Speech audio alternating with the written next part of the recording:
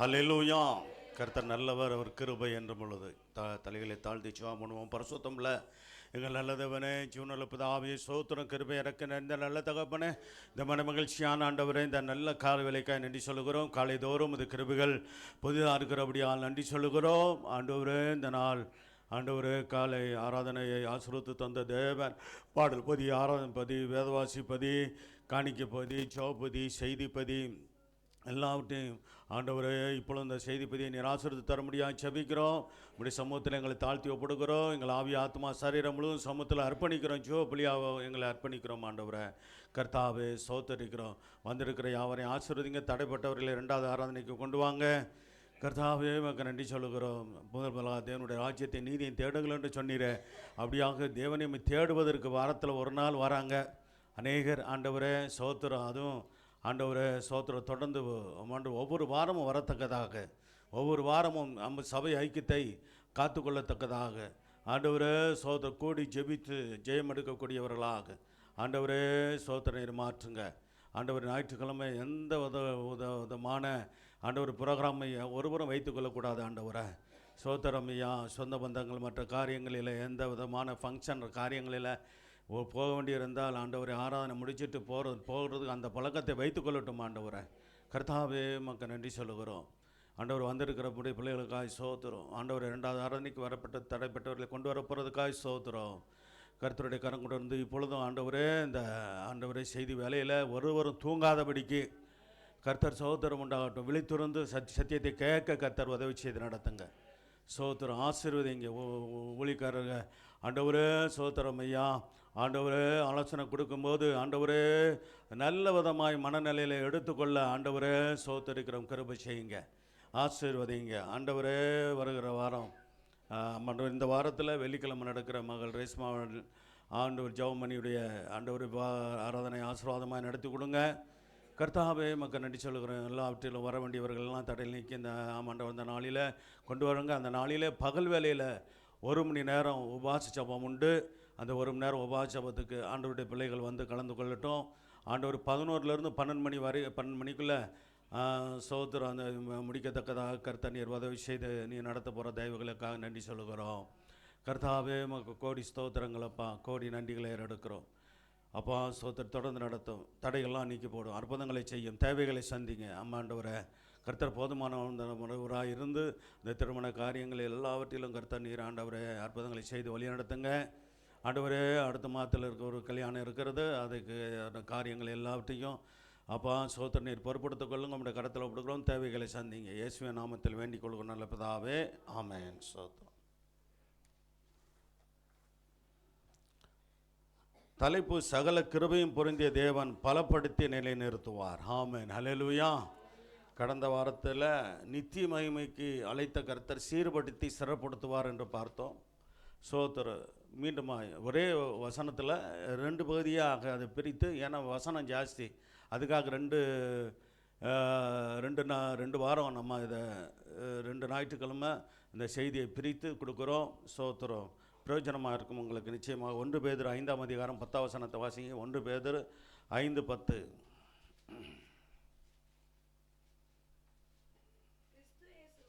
கிறிஸ்து இயேசுவுக்குள் நம்மை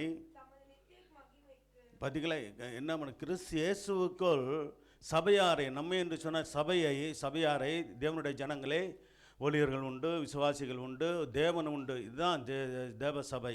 அப்போ தமது நித்திய மகிமைக்கு அழைத்திருக்கிறார். எங்கே அழைத்திருக்கிறார்? நித்திய மகிமைக்கு அழைத்தவராக இருக்கிற சகல கிருபையும் பொருந்திய தேவன் தாமே. சகல கிருபையும் பொருந்திய தேவன். அந்த தேவன் சகல கிருபையும் நமக்கும் தருகிறார். அல்லேலூயா. ஆமாம், வேண்டிக் கொள்ளணும், ஜெபிக்கணும். சகல கிருபைகளையும் தாங்க ஆண்டவரை என்று சொல்லி நம்முடைய ஜெபத்தில் ஆண்டவர்கிட்ட கேட்கணும். தேவன் தாமே கொஞ்ச காலம். ஆமாம், ஒரு சிலர் வாய் எடுத்தாலே எனக்கு எல்லையே பாடு, எப்போ பார்த்தாலும் பாடு, இப்படியே புலம்பி கொண்டு இருக்கிறவங்க உண்டு. எப்போதும் கர்த்தர் சோதரம் ஆண்டவருடைய பிள்ளைங்க கர்த்தர் சோதரம் உண்டாகட்டும். பலவீனம் இருக்குங்க. இந்த உடல் சரீரம் இருக்கிற வரைக்கும் பலவீனம் உண்டு. வேதம் அப்படி தான் சொல்லுது. பலவீனம் இருக்கும், வியாதி சோர்ந்திருக்கும், சோதரம் வியாதி வரலாம், போராட்டம் வரலாம், பிரச்சனை வரலாம், கஷ்டம் வரலாம். ஆனால் நம்ம அதை சோதரை எப்படி பார்க்கணும்னு சொல்லுங்கள். உங்கள் பொண்ணான வாயால் சொல்லுங்கள். எப்படி சொல்லுங்களேன், எப்படி சொல்லணும்? உங்களுக்கு பாடு இருக்கிறது உண்மை தான், எனக்கும் பாடு இருக்கிறது உண்மை தான். எப்படி சொல்லணுமா? கொஞ்ச காலம் சொல்ல மாட்டேன்றீங்களே, வரமாட்டேங்குது பார்த்தீங்களா? எனக்கு ரொம்ப பாடு, இப்படியே சொல்லிக்கிட்டு இருங்க. ஆமாம், சோத்திரம். கொஞ்ச காலம் பாடுன்னு தான் சொல்லணுமே தவிர எவ்வளோ பாடுன்னு சொல்லக்கூடாது. அப்போ எக்கச்சக்கமாக ஒரு சிலர் சொல்கிறது ரொம்ப இது யாருக்கு மேலே போயிடுறது, யோபுக்கு மேலே போயிடுறது. யோபை காட்டெல்லாம் நான் பாட அனுபவிக்கிறேனாக்கும். அவர் பட்ட பாடா நீங்கள் பாடுறீங்க. சோத்திரம். இப்படிலாம் எப்போதுமே. அதுவும் இல்லாமல் அவர் என்ன சொல்லிட்டாரு, பவுல் அடிகளார் பவுல் அப்போஸ்தலன் சொல்லிட்டாரு, அந்த ஐயா சொல்லிட்டாரு, என்ன சொல்லிட்டாரு? சோத்திரம். அதி சீக்கிரத்தில் நீங்கும் இந்த லேசான உபத்திரமா. எப்படி அவங்களாம் எப்படி எடுத்துக்கிட்டாங்க பார்த்தீங்களா? நம்ம கஷ்டங்கள் பாடுகளை ரொம்ப பெருசாக எடுக்கிறதுனால தான் தேவனுடைய மகிமை வெளிப்பட மாட்டேங்குதுங்க, தேவனுடைய மகத்துவங்கள் வெளிப்பட மாட்டேங்குது. சொல்கிறேன், எனக்கு சேர்த்து தான் சொல்கிறேன். சோத்திரம். அவள் பாருங்க, இப்படி தான் நம்ம எடுக்கணும். கொஞ்ச காலம் பாடு நிற்கிற வேதம் சொல்லுதான், அது அப்படி தான் இருக்கும். நம்ம தான் என்ன நினைக்கிறோம், இது பெருசாக பாடுன்னு சொல்கிறோம். ஸோ இன்னும் பல பாடுகள் வர்றதுக்கு காரணம் சரியான ஜபம் இல்லாத வாழ்க்கை. அதையும் சொல்லிடுறேன் நான். ஜபம் குறைஞ்சிச்சு இப்போ பாடுகள் கூடிக்கிட்டே இருக்கும், உபத்திரம் கூடிக்கிட்டே இருக்கும். உண்மையை சொல்லிடுறேன் நான். யாராக இருந்தாலும் இதுதான் சத்தியம். எனக்கு அந்த சத்தியம் தான், உங்களுக்கு சத்தியம் தான். அதனால் ஜபிக்க ஜெயம் உண்டாகும். சோத்திரம். ஜபம் குறைய பாடு கூடும், உபத்திரம் கூடும்.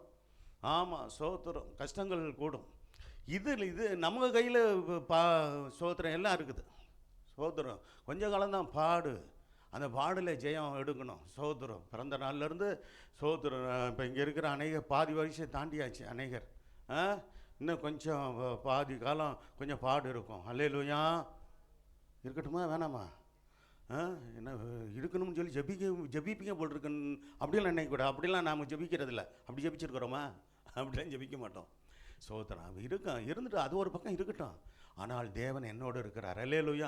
நேற்று பார்த்தேன், தாவீதோடு கர்த்தர் இருந்தார்னு 1 சாமுவேல் புத்தகம் 18ஆம் அதிகாரத்தில் சோத்திரம் 3 தடவை சொல்லப்பட்டிருக்குது, அந்த ஒரு அதிகாரத்தில் மட்டும். இன்னும் நீங்கள் தொடர்ந்து சனிக்கிழமை வந்துட்டீங்கன்னா அப்படி கர்த்தர் கொண்டு போகிறது தான் இது. அது பாருங்கள், வேத பாடமாக கொண்டு போகிறேன். சோதரம். அப்படியே வசனம் விலைக்கு அது சொல்லி நம்ம சோதரம் ரொம்ப பிரயோஜனமாக இருக்கும். அது ஞாயிற்றுக்கிழமை காலையில் முடியாது.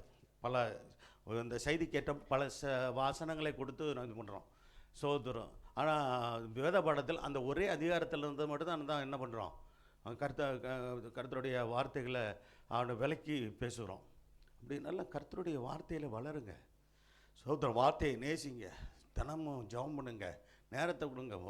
சோத்திரம். பாருங்கள், 1 மணி நேரம்னா அதில் எது முடிஞ்சிருது? பாடல் ஒரு 20 நிமிஷம், சோத்திரம். வேத வாசிப்பு ஒரு 20 நிமிஷம், ஜெபம் 20 நிமிஷம், 1 மணி நேரம் சரியாக போயிடுச்சு. சோத்திரம். இது பல முறை சொல்லிக்கிட்டு இருக்கிறேன். சோத்திரம். அந்த கல்யாணத்தில் கூட அதான் சொன்னேன், புது மாப்பிள்ளைகளுக்கு அதான் சொன்னேன். ஒரு கல்யாணத்துக்கு ஊருக்கு போயிருந்தோம். சோத்திரம். அங்கேயும் அதை தான் அவர்களுக்கு முக்கியமாக சொன்னேன். சோத்திரம். இன்னும் வேதத்திலேருந்து ஆண்டவர் ஆவியானவர் என்னென்ன சொல்லி சொன்னாரோ, யார் என்ன நினைக்கிறாங்க, எப்படி நினைக்கிறாங்க அப்படின்னு இல்லை. சோத்திரம். நான் சொல்ல வேண்டியதை கரெக்டாக சொன்னேன். அல்லேலூயா. கல்யாணம் நடத்தி வைக்கிறது பாஸ்டர் சொன்னார், பாஸ்டர் நானே செய்து கொடுத்தாலும் இப்படி சொல்லி செய்து கொடுங்க, எனக்கே ஆசீர்வாதமாக இருந்துச்சு பாஸ்டர்னாரு. கர்த்தருடைய கிருபைன்னு சொன்னேன். என்ன சொன்னேன்? அப்படியா அப்படின்னு இல்லை, அப்படிலாம் சொல்லக்கூடாது. என்ன சொல்லணும்? கர்த்தருடைய கிருபை. அல்லேலூயா. அப்படி தான் யார் உங்களை சோத்திரம். ஆமாம், பாருங்கள், சவுல் அவனை புகழ்ச்சியாக பேசாதனால யார் மேலே காய்மகாரம் கொண்டானா? தாவீது மேலேன்னு இருக்குது. சோத்திரம். அதனால் நம்ம பெருமையை நம்ம விரும்பக்கூடாது. ஆமாம், பெருமையை மற்றவங்க பேசலை, நம்ம வாழ்த்தலை என்ன செய்யணும் தெரியுமா? மற்றவங்க முகஸ்துதி பண்ணணும்னு சொல்லி ஒரு நாள் நினைக்கக்கூடாது. வேதம் சொல்லுது, அவர்கள் தான் நம்ம கால்களுக்கு வலைகளை வைக்கிறாங்களாம். அல்லேலூயா. நல்லா கவனிக்கணும். மற்றவங்க நம்ம புகழணும்னு எதிர்பார்க்கக்கூடாதுங்க. சோத்திரம். ஆமாம், கர்த்தரால் புகழப்படுகிறவனே சொல்லுங்கள், உத்தமன். கர்த்தரால் புகழப்படுகிறவளே உத்தமின்னு வேதத்தில் இருக்குது. கர்த்தர் புகழணும் என்ன? அல்லேலூயா. இந்த எண்ணங்கள் நமக்கு இருக்கணும். மற்றவங்க புகழணும், நீங்களை பற்றி உங்களை மாதிரி உண்டா சிஸ்டர், உங்களை மாதிரி உண்டா பிரதர், ஆமாம் உங்களை மாதிரி வராதுங்க அப்படிலாம் சொல்லும்போது அப்படியே தலையில் ஐஸ் வச்சது மாதிரி என்ன பண்ணக்கூடாது, அப்படி மயங்கி தொப்புன்னு விழுந்துடக்கூடாது. ஸ்டடியாக நிற்கணும். யார் புகழ்ந்தாருன்னு சோத்திரம். அந்த புகழ்ச்சி தேவையில்லை. கர்த்தர் என்னை சோத்திரம், நாம் என்னை மகிமை என்னை கனப்படுத்துறவர்களே அவர் கனப்படுத்துறேன்னு சொல்லியிருக்காரா? அவரை கனப்படுத்தணும்னா நம்ம கனப்படுத்துவார். நம்ம ஏங்க மனுஷன் ஏங்க நம்ம கனப்படுத்தணும்? தேவையில்லை. இன்றைக்கி கனப்படுத்துகிறவங்க வாழ்கன்னு சொல்கிறவங்க நாளைக்கு ஒளிகன்னு சொல்லுவாங்கள்ல. கட்சியிலாம் சாதாரணமாக பார்க்கணும்ல. சோத்திரம். அந்த கட்சியில் இங்கிட்டு வந்து இங்கே ஆட்சி வந்துட்டா இவர் வாழ்க. சோத்திரம். அப்புறம் அந்த ஆட்சி வந்துச்சுன்னா இவர் வாழ்க அவர் ஒளிக அப்படின்வாங்க. அதெல்லாம் நமக்கு ஆண்டவருடைய பிள்ளைகளுக்கு ஒத்து வராது. அல்லேலூயா. சரி, ரைட், விஷயத்துக்கு வருவோம். சங்கீதம் 140 அதிகாரம் 7 வசனத்தை வாசிங்க. 1 பேதுரு 5:10 முழுமையாக வாசிட்டிங்களா? மறுபடியும் வாசிக்கலாம். 1 பேதுரு 5:10 கிறிஸ்து நித்தியமைக்குள் நம்மை அழைத்தவராயிருக்கிற சகல கிருபையும் பொருந்திய தேவன் தாமே கொஞ்ச காலம் பார்த்தீங்களா, அதை தான் சொல்லுங்க. கொஞ்ச காலம் பாடவணிக்கிற நம்மை என்ன செய்வாரா? நல்ல கவனியை சீர்படுத்தி, 2வது சிறப்படுத்துவார், 3வது என்ன செய்வார்? பலப்படுத்துவார், 4வது என்ன செய்வார்? நிலை நிறுத்துவார். ஆமாம், சோத்திரம். இதை கர்த்தர் செய்வார். அப்போ அங்கே போகிறதுக்கு இந்த 4 காரியங்கள் வேண்டி இருக்குது. வேதத்தின் பிள்ளை பல ஆலோசனைகள் இருக்குது. அதில் என்ன இருக்கிறது? ஆண்டவர் சமூகத்துக்கு போகணும்னா நம்ம சீர்படுத்தப்பட வேண்டும். அல்லேலூயா. சீர்படுத்துகிற வேலையை தான் ஊழியக்காரன் மூலமாக கர்த்தர் செய்வார். இப்போ நீங்கள் அந்த வசனத்தை கவனிங்க. சங்கீதம் 147 ஆண்டவராகிய கர்த்தாவே என்ன செய்கிறாரு? அவர் நமக்கு என்ன பலன் கொடுக்குறாரு? ரட்சிப்பில் பலன் இருக்குதுங்க. ரட்சிப்பின் பலனே அப்படி சொல்கிறாரு. யுத்தம் வருங்க. யார் நமக்கு விரோதமாக? சாத்தான் பல விதத்தில் யுத்தம் பண்ணுறான்.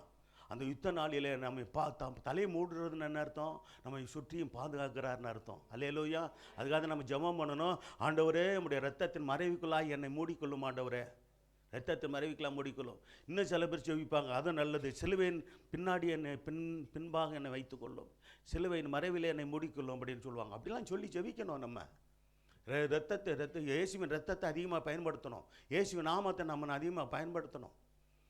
ஆண்டவர் நாமத்தை போகிற கல்யாணம் தான், ஆனாலும் கூட சிலர் சுவிசேஷ வசனம் சொல்லணும்னு கர்த்தர் ஏவினார் எனக்கு. பலனே யுத்த நாளின் தலையை. ஆமாம், யுத்த நாள் வந்துச்சுன்னா வரும்போது நம்முடைய தலையை அவர் மூடுவாருங்க. சொல்கிறார், தாவீது சொல்கிறார், என் தலையை மூடினீங்க ஆண்டவரே, பாதுகாத்தீங்கன்னு சொல்கிறார். பாதுகாக்கிற தேவன் நம் தேவன். அடுத்து பாருங்க, கர்த்தர் அப்போஸ்தலர் 1:8 பரிசுத்த ஆவியின் பலன். 1 ரட்சிப்பின் பலன், 2வது பரிசுத்த ஆவினாலே நமக்கு பலன் உண்டு. கர்த்தர் தெரிஞ்ச வசனம் வாசிக்கலாம்.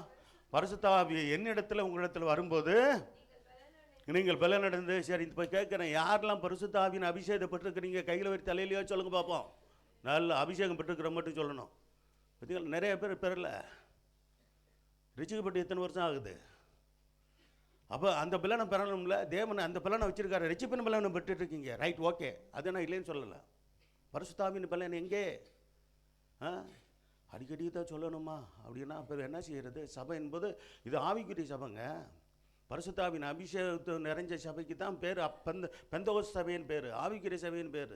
எல்லாரும் பெற்றிருக்கணும். அந்த காலத்தில் ரொம்ப கவனமாக இருந்தேன். அந்த நாட்களில் 1980, 90 பார்த்தீங்கன்னா, அதுக்கு முன்னாடியெல்லாம் ஒவ்வொரு சபையும் எல்லாரும் அபிஷேகம் பெற்றிருப்பாங்க.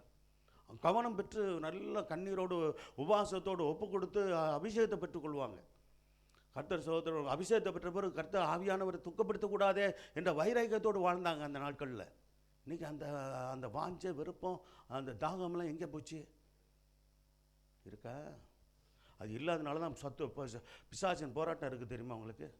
அந்த அபிஷேகம் இருந்துச்சுன்னா பிசாசின் போராட்டம் அவங்களை நெருங்காது. நல்ல அபிஷேகத்தில் நெருங்கி அது ஒன்று.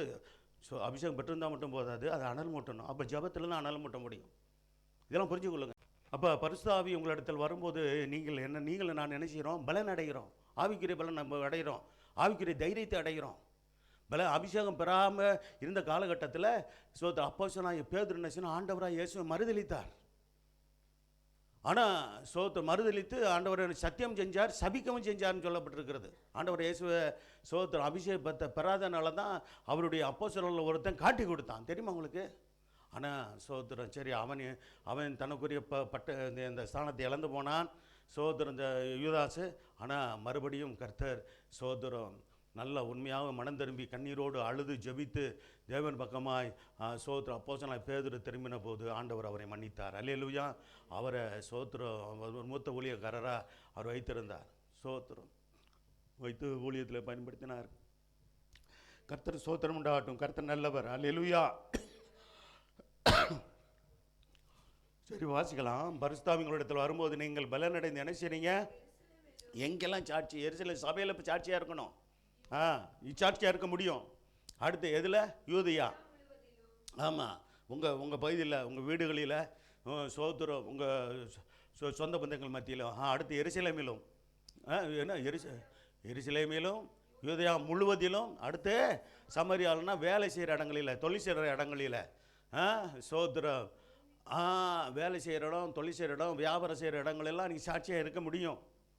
அப்படி நினைக்காதீங்க. சோதரம் பல பேர் வர்ற போகிற இடத்துல நம்ம எப்படி சாட்சியாக இருக்க முடியும்? அங்கே இருக்கணுமே, தேவன் எதிர்பார்க்குறாரு. கடைசி அப்போ பூமியின் அடுத்து பூமியின் கடைசி வரையும் தான் நம்ம சாட்சியாக இருக்கணும். எந்த இடத்துல போனாலும் நம்மை குறித்து சாட்சி வழங்கணும். கர்த்தர் சோதரம் உண்டாகட்டும். எங்களை குறித்து சொல்லணும் நல்ல ஊழியர்கள், அல்லேலூயா. உங்களை குறித்து சொல்லணும் நல்ல விசுவாசிகள்னு சொல்லி அந்த சாட்சியை பெறணுமே. கர்த்தர் சோத்திரம். அடுத்து பாருங்கள், யாக்கோபு 5:16 நீதிமான் செய்கிற வேண்டுதல் மிகுந்த பலன் உள்ளதாக இருக்குதான். பாருங்க, நீதிமானின் ஊக்கமான வேண்டுதல். எப்படி செவிக்கணுமா? ஊக்கமாக. சரி, அது முதல்ல இருந்து வாசிங்க. நீங்கள் சொஸ்தமடையும் படிக்க என்ன செய்யணும்? இங்கே நல்ல ஒரு விளக்கம் இருக்குது. நீங்களும் நானும் விடுதலை பெறும்படிக்கு அல்லது சுகமடையும்படிக்கு, சொஸ்தமடையும்படிக்கு என்ன செய்யணுமா? வாசிங்க. உங்கள் குற்றங்களை என்ன செய்யணுமா? என்னது? ஒருவருக்கொருவர். சரி, ஒருவருக்கொருவர் அறிக்கையிட்டு. நல்ல கவனிங்க பாருங்கள். ஒன்று தேவனுக்கு விரோதமாக செய்கிற பாவம். இங்கே ரெண்டு காரியங்கள் கவனிங்க. ஒரு மனுஷன் தேவனுக்கு விரோதமாக செய்கிற பாவம் இருக்குது. அது யார்கிட்ட தான் நம்ம அறிக்கையிடணும்? வந்துடுச்சா? சரி, ஆஃப் பண்ணிடுங்க. இதெல்லாம் ஆஃப் பண்ணிட்டு வரணும். இங்கே வந்து தயவுசெய்து ஃபோன் பேசுகிற பழக்கம் இருக்கக்கூடாது. ஆமாம், வந்துச்சுனாலும் கட் பண்ணி விட்ருங்க. சரியா? ஆமாம். இங்கே சிலர் வந்துச்சுன்னா ஃபோன் எடுத்து டக்குன்னு ஓடுறது. பின்ன அப்படி ஓடுறது. எத்தனை வந்தாலும் நம்ம சொல்லி சரி பண்ணியிருக்கிறேங்க. இது சொல்லி சரி பண்ணியிருக்கிறேன். குறைச்சிக்கூடாது ஐயா. சோதர் ரைட்டு. நீங்கள் சுவிட்ச் ஆஃப் பண்ணி விட்டு வர்றது நல்ல பழக்கம். சோத்திரம். இந்த 2 மணி நேரம் ஆண்டோடைய சமூகத்தில் இருக்கிறீங்க. வாரத்தில் ஒரு நாள் தானே இருக்கிறீங்க. மற்ற நாள்லாம் உலகத்தின் காரியங்களை தான் பார்க்குறீங்க. உலக வேலை இருக்குது, மற்ற காரியங்கள் பார்க்குறீங்க. ரைட்டு, பார்த்து தான் ஆகணும். குடும்பத்தின் காரியங்களை பாருங்கள். நல்லது. அப்போ நல்ல கவனிங்க. ரெண்டு விதமான குற்றங்கள் உண்டு. ஒன்று என்ன தெரியுமா? தேவனுக்கு விரோதமாக செய்கிற குற்றம். அதுக்கு என்ன செய்யணும்? தேவனிடத்துலாம் மன்னிப்பு கேட்கணும். மன்னிச்சுக்கோங்க, நான் செய்த தப்பு தான், மன்னிச்சுக்கோங்க. அவங்களும் கூட என்ன சொல்லுவாங்க அந்த நேரத்தில்?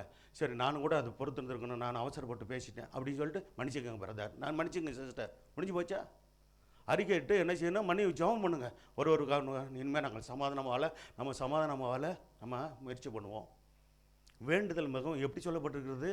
ஒருவருக்காக ஒருவர் செய்யும் ஜெபங்களும் விண்ணப்பங்களும் இந்த ஊக்கமான வேண்டுதல் எப்படிப்பட்டதாக இருக்குதா? மிகவும் பலனுள்ளதாக இருக்கிறது. கர்த்தர் சகோதரம் உண்டாகட்டும். கர்த்தர் நல்லவர். சரி, அடுத்து நெகமியா 8:10 வாசிங்க. சரி, வேகமாக போகிறேன். நெகமியா 8:10. பின்னும் அவர்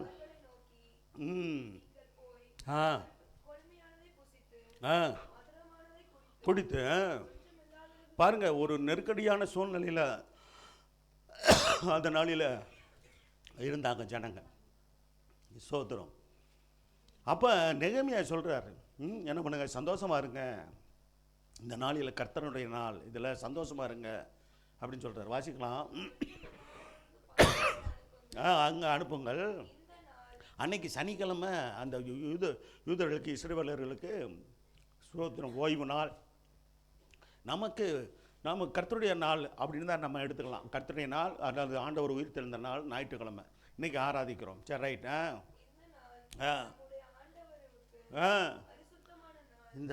இன்னைக்கு இந்த வெளிப்பாடு இல்லையே. ஆண்டவருக்கு பரிசுத்தமான நாள் ஞாயிற்றுக்கிழமை ஆராதிக்க வரணும்னு சோத்திரம் எல்லாருக்கும் அந்த உணர்வு இருக்க மாட்டேங்குதே. அப்படி இருக்கக்கூடாதே, வரணும். சரி, ஒருவேளை முதல் ஆராதனைக்கு வர முடியலன்னா 2வது அன்னைக்கு வருவாங்களே என்னன்னு தெரில. சோத்திரம். அப்படி ஒரு சிலர் என்ன பண்ணுறது, ஒரு வாரம் வர்றது, ஒரு வாரம் வர்றதில்லை. சிலர் ஒரு மாதத்துக்கு இந்த திருவந்த சமயத்தில் மட்டும் வர்றது. இதெல்லாம் கெட்ட பழக்கம். அதெல்லாம் வாரம் வரணும். அல்லேலூயா. ஆமாம், சோத்திரம். டெய்லி 3 வேளை நம்ம சாப்பிட்றது போல் ஆண்டவருடைய சமூகத்தில் சோத்திரம் ஒரு நாளில் நம்ம தங்கியிருக்கணும். அந்த நாட்களில் நாங்கள் ஞாயிற்றுக்கிழமைனா சபையில் தான் இருப்போம். அப்படிலாம் நாங்கள் இருந்து சபையிலே வளர்ந்த ஆளுகள். அதுபோல் தான் கர்த்தர் ஊழியத்தில் பயன்படுத்துகிறாரு. சோத்திரம். அந்த 2 மணி நேரம் உட்காந்துருக்கிறதுக்கே கஷ்டப்பட்டா எப்படி சொல்லுங்கள்? அப்போ பாருங்கள், இந்த நாள் நம்முடைய ஆண்டவருக்கு பரிசுத்தமான நாள். விசாரப்பட எங்கே சபைக்குள்ளே என்ன பண்ணக்கூடாது? ஆமாம், விசாரப்பட வேண்டாம். உங்களுக்குள்ளாக வேறு எந்த காரியங்களை நினச்சி விசாரப்படக்கூடாது. கர்த்தருக்குள் மகிழ்ச்சியாக இருப்பதே அதுதான் அப்போஸ்தலனாகிய பவுல் சொல்கிறார். கர்த்தருக்குள் எப்பொழுதும் சந்தோஷமாக இருக்கணுமா, சந்தோஷமாக இருக்கணும். அப்படி பழகிட்டோம்னா அந்த துக்கம் நம்மை மேற்கொள்ளாது. சோத்திரம். அப்போ நம்ம பாடுகளை குறித்து என்ன செய்யணும்? அங்கலாய்க்க மாட்டோம். சோத்திரம். யாராவது உங்கள்கிட்ட பாடுகளை குறித்து சொல்லி நான் அப்படி படுறேன், கஷ்டப்படுறேன், அப்படி இப்படின்னு புலம்பிக்கிட்டு இருந்தாங்கன்னா, புலம்பல் ஆளுகளோடு கூட நீங்கள் பழகாதீங்க. அது விசுவாசியாக இருந்தாலும் நீங்களும் புலம்பல்காரியாக மாடிவிடுங்க. பைபிளில் இருக்குது புலம்பக்காரர்கள்னு இருக்குது. சோத்திரம். கர்த்தரை துதிக்கிறவர்கள் தான் பேர் வாங்கணுமே தவிர என்ன பேர் வாங்கக்கூடாது? புலம்பல்காரி புலம்பல்காரர்கள்னு பேர் வாங்கக்கூடாதுங்க. ஆமாம். புலம்பல் யாருக்கு இருக்குது தெரியுமா? விசுவாசம் இல்லாதவர்களுக்கு புலம்பல் வரும். நல்ல கர்த்தருக்குள் விசுவாசித்து சோத்திரம் தேவன் நல்லவர் என்பதை ருசித்து பார்த்து கர்த்தருடைய வழியில் நடந்துக்கிட்டே நாம் இருக்கும்போது ஒரு நாளும் புலம்ப மாட்டோம். அல்லேலூயா. வாழ்க்கையில் இதுதான் வருது சார், போராட்டங்கள் வருதுங்க, கஷ்டங்கள் வருது, அலைகள் எப்படி கரையை நோக்கி தொடர்ந்து வந்துக்கிட்டு தானே இருக்குது. சோத்திரம். அதுக்காக அந்த இயற்கை சோத்திரம் அது வேலையை அது செஞ்சிகிட்டு இருக்குது, வருது. அதே போல் நம்முடைய வாழ்க்கையில் ஒன்று போனால் ஒன்று வரும். அதுக்கு பயந்துக்கிட்டு நம்ம என்ன கூடாது? சொல்லுறேன், பாடுலாம் நம்ம பொறுக்க முடியலன்னு சில தப்பான முடியலாம் எடுத்துக்கிறாங்க உலகத்தில். இப்போ பார்க்கணும் பார்த்தீங்களா, என்னோட பாடுகளை தாங்க முடியல, எனக்கு கஷ்டங்களை என்னால் நான் பொறுக்க முடியல அப்படின்ட்டு அப்படி ஏதாவது தவறான அந்த மாதிரிலாம் வாழக்கூடாது. கர்த்தர் சகோதரன் தேவனுக்கென்று நான் உறுதியாய் வாழ்ந்து காட்டுவேன். அல்லேலூயா. வாழ்ந்து காட்டணும். ஆண்டவருடைய பிள்ளைங்க கல்யாணம் பண்ணி போகிறீங்க, வாழ்க்கையில் என்ன வரும்? போராட்டம் கஷ்டங்கள்ன்றதுலாம் வரத்தான் செய்யும். குடும்ப வாழ்க்கை ஆரம்பித்த பிற்பாடு அதில் நின்று பிடிக்கணும். அல்லேலூயா. ரேஷ்மா மகளே என்ன செய்யணும்? ஆமாம் சோத்திரம். சரி, பிள்ளைகளுக்கு வாய்ப்பு வரும்போது சொல்லிடுறது. ஆமாம், கணவனோடு சந்தோஷமாக அன்பாக ஒருவர் விட்டு கொடுத்து சகித்து, அதை தான் அங்கே சொன்னேன். ஆமாம், 1 கொரிந்தியர் 13ஆம் அதிகாரத்தை ஃபாலோ பண்ணணும். என்னது அதில் இருக்குதா? அன்பு இருந்துச்சுன்னா உண்மையாக பூர்ணமான அன்பு பயத்தை என்ன செய்யுமா? புறம்பே தரலாம். இங்கே போகிற இடத்துல எப்படியோ ஏதோ பயப்படாத. பூரண அன்பு இருந்துச்சுன்னா பயம் எல்லாத்து புறம்பே தள்ளி விட்டுரும். ஆமாம் சோதரம். அது நிறைய சொல்லலாம் அன்பு குறித்து.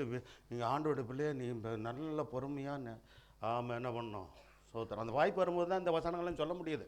அதனால் இந்த மகளுக்கு அந்த வாய்ப்பு வந்துச்சு. 1 கொரிந்தியர் 13ஆம் அதிகாரத்தை அங்கே சொன்னேன். அந்தபடி நீங்கள் நடங்க. சோதரம். அன்பாக ஒருவரை நேசித்து என்ன பண்ணுங்க? ஆமாம், விட்டு கொடுத்து சகித்து பொறுத்து என்ன பண்ணுங்க? நீங்கள் சோத்திரம் குடும்ப வாழ்க்கையை சமாதானமாக காத்துக்கொள்ளுங்க அப்படின்னு சொல்லி ஆலோசனை கொடுத்தேன். கர்த்தருக்கு மகிமை உண்டாகட்டும். அடுத்து ஏசாயா 30:15 வாசிங்க. ஏசாயா 30ஆம் அதிகாரம் 15ஆம் வசனம். நல்ல கவனிங்க. எப்படி என்ன செய்யணுமா? மனம் திரும்பி நல்ல மனம் திரும்புதலோடு நம்முடைய ஜீவியம் இருந்துக்கிட்டே இருக்கணும். எந்த ஒரு விஷயத்தில் எதில் மனம் திரும்பலையோ அதை நமக்கு ஆண்டவர் உணர்த்துவார். அதில் சரியாகிட்டே இருக்கணும். அதான் மனம் திரும்புதல். மகனே மகளே, இதில் சரியில்லாமல் இருக்க, மற்றதில் சரியாக இருக்கிற, இதில் சரியில்லாமல் இருக்கிற, இதை நீ சரி பண்ணிக்கோ அப்படின்னு ஆண்டவர் பேசுவார். ஆமாம், நேரடியாக பேசிகிட்டு இருக்க மாட்டார். சோத்திரம். ஊழியக்காரர் மூலமாக வசனத்தின் மூலமாக பேசுவார். நீங்களும் வேதத்தை வாசிக்கும் போது கர்த்தர் உங்களோடு பேசுவார். இந்த 2 அனுபவம் நமக்கு வேணும். சொல்லுங்கள், என்ன சொன்னேன்? ஊழியக்காரர் மூலமாக பேசுகிற அந்த அனுபவம் உங்களுக்கு தேவை. நீங்களே தனிப்பட்ட முறையில் வேதத்தை வாசித்து கர்த்தர் பேசுகிற அனுபவத்தை பெற்றுக்கொள்கிற அந்த நிலவரமும் உங்களுக்கு தேவை. எனக்கும் தேவை, உங்களுக்கும் தேவை. ஆமாம், தலையை ஆட்டுறீங்க, நல்லது, சந்தோஷமாக இருக்குது. ஆனால் உண்மையிலே ஜெபிக்கிறீங்களா, வேதம் வாசிக்கிறீங்களான்றது யாருக்கு தான் தெரியும்? எனக்கு தெரியாது, எங்களுக்கு தெரியாது, ஆண்டவருக்கு மட்டும்தான் தெரியும். என்னை குறித்து உங்களை குறித்து யார் நன்றாக அறிஞ்சிருக்கிறார் சொல்லுங்கள்? அவர் தான். ஆமாம், ஆண்டவர்கிட்ட பொய் சொல்ல முடியாது. ஊழியக்காரர்கிட்ட கூட தலையாட்டியேன்னு சொல்லிடலாம். ஆஹா, ஆமாம், நான் ஜெபிக்கிற ஆள், நான் இப்போ சோத்திரம் அப்படிலாம் நீங்கள் என்ன பண்ணிடலாம். சரி, ஆமாம், நல்லா சொல்கிறேன். அன்பாகவும் கொண்டு போகணும், கண்டிப்பாகவும் என்ன இருக்கணும். ஆமாம், என்ன அப்படி தாங்க ஊழியான ஒரு ஆவிக்குரிய சபையுடைய ஊழியக்காரன் அப்படி தான் இருக்கணும். எபேசியர் 5ஆம் அதிகாரத்தில் மனைவி தன் புருஷனிடத்தில் பயபக்தியாக இருக்க கடவுளாம். என்னது அப்படின்னா காலத்தொட்டு கும்பிட்டுட்டு என் கணவனே கண் கொண்ட தெய்வம் அந்த காலத்தில் சொல்லுவாங்களே, அப்படி இருக்கணுமாம்மா. ஸோ அது கர்த்தரத்தில் பயபக்தியாக இருக்கணும். ஆனால் இங்கே சொல்கிற பயபக்தி என்ன தெரியுங்களா? மதித்து மரியாதையோடு நடத்தணும். அல்லேலூயா. புருஷனை மதித்து ஆமாம் மரியாதை நடத்துறது அந்த வசனம் இருக்கா? பயபக்தியாக இருக்க கடவுள். எபேசியர் கர்த்தருக்கு கர்த்தருக்கு கீழ்ப்படிஞ்சிருவீங்க. அப்படி கர்த்தருக்கும் கீழ்ப்படியாத ஆளுகள்லாம் இருப்பாங்க. சோதரம் அப்போ பாருங்க, கர்த்தருக்கு கீழ்ப்படியுங்கள், அது அவசியம். முதல்ல கர்த்தருக்கு கீழ்ப்படியணும். அடுத்து சொந்த புருஷருக்கு கூட என்ன செய்யணும்? கீழ்ப்படியணும். அதுக்கு கீழே இருக்கும் பாருங்க, தலையாக இருக்கிறது போல். ஆமாம், நல்ல மேமா 28ஆம் தேதியிலேருந்து உனக்கு தலை யார்? உங்கள் வீட்டுக்காரர் தான் தலை. சரி, ரைட்டு. அடுத்து அவரே சரீரருக்கும் இரட்சகராக இருக்கிறாரா? சரீரமாய் சபைக்கு இரட்சகர் அவர் தான். சரீரமாய் சரீரம்னா என்னது? ஆஃப் பண்ணி போடுங்க. சின்ன மொபைல் தான், அது என்ன சவுண்டு கொடுக்குது பார்த்தீங்களா? கடுகு சிறுத்தாலும் காரம் சிறுக்காதுன்னு மாதிரி சில மொபைல்லாம் அப்படி இருக்குது. சரி, நான் சொல்கிற வசனத்தை பிடிச்சிங்களா இல்லையா?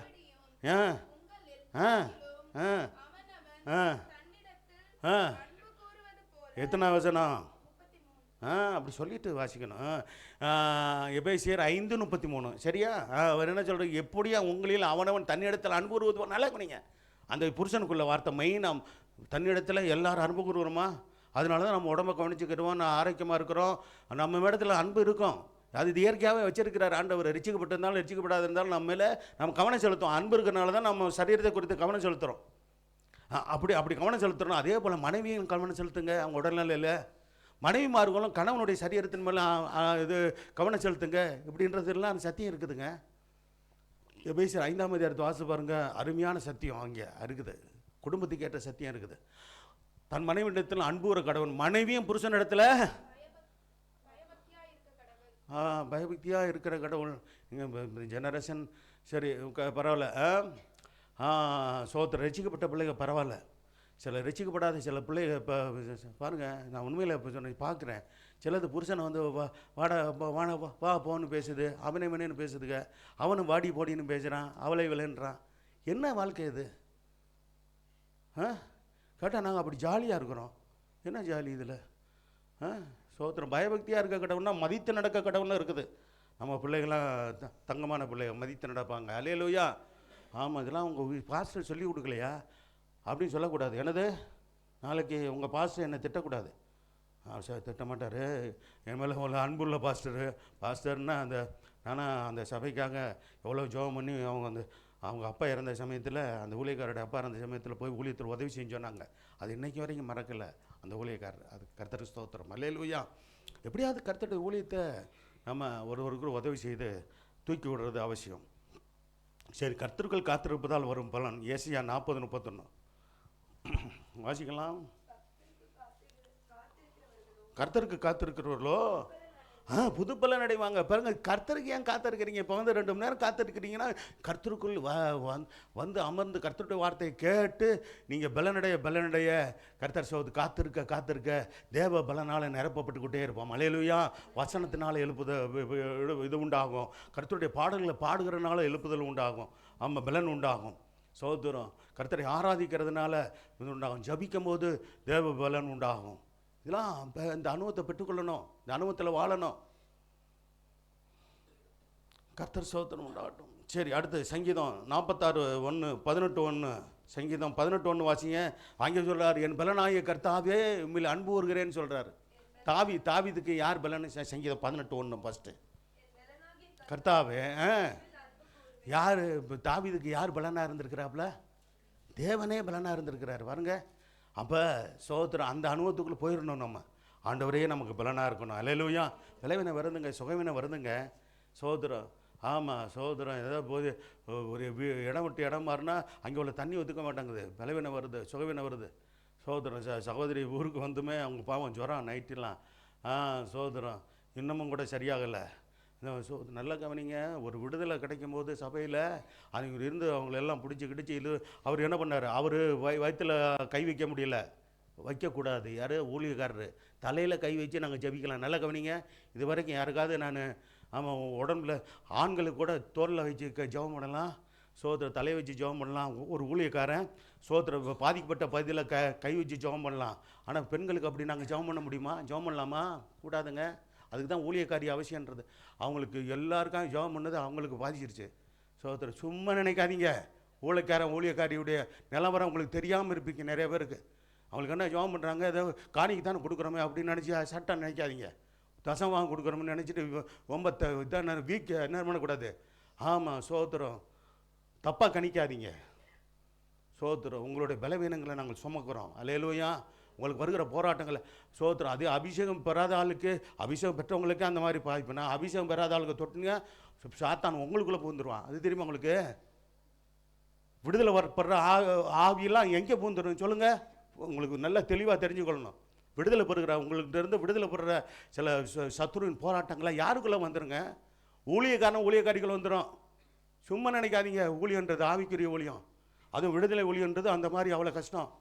அதனால் நிறைய பேர் பாரம்பரிய சபையை கூப்பிட மாட்டாங்க. யார் வேண்டாங்க, ஏன்னா ஊழியக்காரனுக்கும் அபிஷேகம் இல்லை, அபிஷேகத்தில் நடத்த மாட்டார் பாரம்பரிய சபை.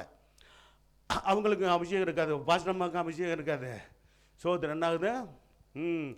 அதனால் அப்படிப்பட்ட காரியங்கள் கூப்பிடவே மாட்டாங்க. அதையும் மிஞ்சி போனால் அபிஷேக சோத்திரம். எனக்காவது இப்படி யாராவது சபையார் யாராவது கேட்டாங்கன்னா, இந்த அபிஷேகத்தில் ஏற்கனவே வந்தார் பார்த்தீங்களா, அவர் அபிஷேகத்தில் நடத்துகிறவர். இவர் விடுதலையின் ஊழியத்தில் வித்தியாசம் இருக்குது. புரியுதுங்களா உங்களுக்கு நான் சொல்கிறது? புரியுதா? அப்போ அப்படி இருக்கிறதுனால நீங்கள் ஊழியக்காரர்களுக்காக எப்படி தாங்கி ஜபிக்கணும்? எங்களுக்கு ஜபிக்க எங்களுக்கு நேரம் இல்லைங்க. உங்களுக்கு எங்கெங்க நாங்கள் ஜபிக்கிறது? அப்படியா? ஒருவருக்கா ஒரு ஜபிங்கள்னு வேதத்தில் இருக்குது. அல்லேலூயா. நாங்கள் உங்களுக்காக ஜபிக்கிறோங்க. கர்த்தர்ட்ட கேட்டு பாருங்கள், எங்களுக்காக நீங்கள் ஜபிக்கிறீங்களா? அது ஜபிக்கிறது உங்களுக்கு கடமை இல்லையா? ஊழியக்காரங்க தான் விசுவாசிகள் ஜபிக்கணும். விசுவாசிகள் ஊழியக்காரர்கள் தாங்கி ஜபிக்க வேணாமா? அப்போ ஜெபத்தில் வளர்ந்தீங்கன்னா, ஊக்கமான ஜபாபி இருந்துச்சுன்னா, சோத்திரம் நான் சபைக்காக ஜபிக்கிற ஜபங்களை ஒன்று எங்கள் சபை ஜபிக்கிற சபையாக மாற்றுங்க ஆண்டவரே. அல்லேலூயா. நல்ல அபிஷேகம் நிறைந்த சபையாக மாற்றுங்க. ஆவியிலிருந்து ஜபிக்கட்டும், ஆவியிலிருந்து துதிக்கட்டும், ஆவியிலிருந்து என்ன பண்ணட்டும், ஆராதிக்கட்டும் ஆண்டவரே. அப்படியெல்லாம் ஜபிக்கிறேன் நான். சோத்திரம் நாங்கள் போராடி ஜபிக்க, நீங்கள் கடைசியில் சோத்திரம் நீங்கள் விடுதலை கிடந்துச்சு. பல பேருக்கு கிடச்சிச்சு, எனக்கு தெரியும். அது இந்த புதிய ஆளுக்கள் வந்திருந்தாங்க பாருங்கள், பேரெல்லாம் கொடுத்தாங்க. ஆளை காணோம். யார்? புதிய ஜனங்க பேரெல்லாம் கொடுத்தாங்க, ஆளுகளை காணோம். ஏப்பா ஃபோன் பண்ணி கேளுங்க, யார்கிட்ட ஃபோன் நம்பர் இருக்குது? அந்த கல்யாணம் பண்ணி போன பொண்ணுகிட்ட இருக்குதோ ஃபோன் நம்பர்லாம். யார்? திவ்யா தான் வாங்கிச்சுன்னு நினைக்கிறேன். அது கொண்டு போயிடுச்சு போல் இருக்குது. அது கேட்டு வாங்கிக்க. நீ தான் இனிமேல் பொறுப்பு. ஆமாம், கல்யாணம் பண்ணி போகிற வரைக்கும். ஆமாம், எங்கே கல்யாணம் பண்ணி போகிறான்றது எனக்கு தெரியாது. சரி, ரைட். எங்கே போனாலும் நீ நல்லா இருப்ப. அல்லேலூயா. நம்முடைய பிள்ளைகள் நல்லா இருப்பாங்க, வாழ்ந்து செழித்திருப்பார்கள். அல்லேலூயா. கர்த்தருக்கு மகிமை உண்டாகட்டும். அதனால் நல்லா ஜபிக்கணும். அம்மாக்காகவும் எல்லாருக்காகவும் நல்லா ஜபிக்கணும். என்னது?